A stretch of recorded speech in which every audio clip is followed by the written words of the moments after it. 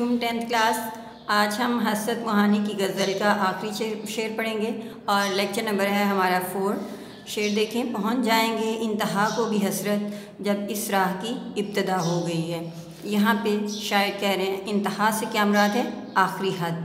हसरत यहाँ हसरत मोहानी ने अपना तखल्लुस इस्तेमाल किया है। ये हमारा मक्ता का शेर है। इसमें शायर कह रहे हैं कि जब हमने अपने ज़िंदगी का आगाज़ कर दिया है तो हम एक ना एक दिन इसका इख्तिताम भी एक ना एक दिन हो जाएगा और हम अपने रब ताला तक पहुंच जाएंगे। यानी कि अगर हमने आगाज़ कर दिया है तो इसकी इंतहा भी हो जाएगी।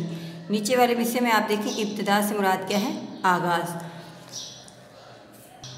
मफ़हूम आपको बता दूँ, किसी भी काम का जब आगाज़ कर लिया जाए तो आखिरकार उसका अंजाम हो ही जाता है।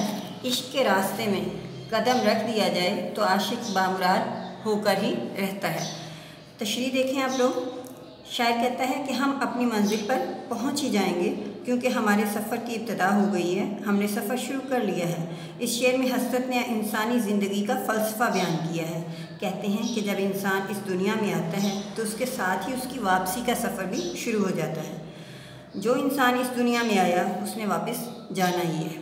मौत बरहक है, किसी ने जल्द तो किसी ने बदेर, आखिरकार इस दुनिया से जाना ही है। बकौल शायर, आते हुए अज़ां हुई, जाते हुए नमाज, इतने कलील वक्त के लिए आए चले गए। जी बेटा, आपको यहाँ पे बता दूँ कि आते हुए अज़ां हुई से यहाँ शायर क्या मुराद ले रहे हैं कि जब एक बच्चा पैदा होता है, इस दुनिया में आता है, मुसलमान घराने में हर पैदा होने वाले बच्चे के कान में अज़ान दी जाती है। तो आते हुए अज़ान, जब बच्चा पैदा होता है तो उसके कान में अज़ान दी जाती है। जब उसकी वफ़ात का वक्त आता है, फ़ौत होने के बाद उसकी नमाज जनाजा अदा की जाती है। तो ये हमारा एक मुख्तसर सा वक्फ़ा है, जैसे कि नमाज और अज़ान के दरमियान में 15 मिनट का वक्फ़ा दिया जाता है कि नमाज़ी तैयार हो जाएं इस काम के लिए। तो इसी तरह से हमारे पास भी बहुत मुख्तसर सा वक्त है। तो इसमें शायर ने बड़े खूबसूरत अंदाज में बता दिया है कि आते हुए अज़ां हुई, जाते हुए नमाज, इतने कलील वक्त के लिए आए चले गए।